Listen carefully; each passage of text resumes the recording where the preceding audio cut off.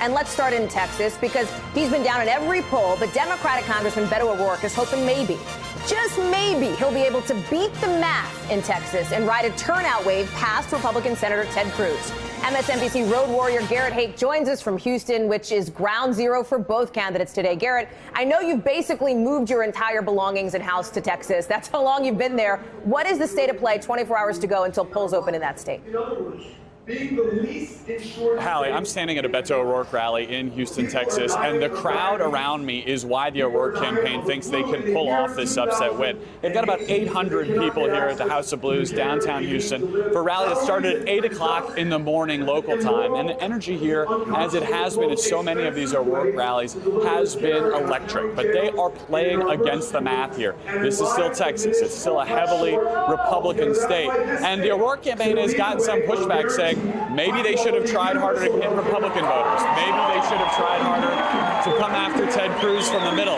But they are buoyed by all of this incredible energy here. And O'Rourke told me two things of note this morning. He said in the 22 months he's running, he has no regrets and he does not focus on anything but this race. Here's some of our interview this morning. Anything that I would do differently? Yeah.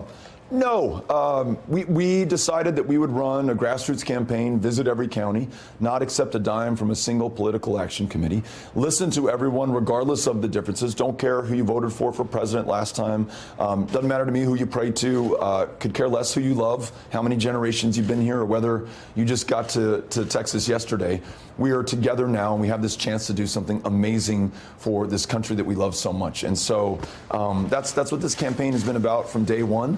That's how we're finishing it on the last day, and I feel really good about that. And again, very grateful to be part of something that so many created. Not the candidate, not the party, not even the campaign. The people of Texas have made this possible, and so we're going to do everything we can with the hours remaining to us to see it through. Congressman, can you say definitively that no matter what happens tomorrow, you will not be a candidate for president in 2020? I will not be a candidate for president in 2020. Thanks. That's, I think, as definitive as those sentences get.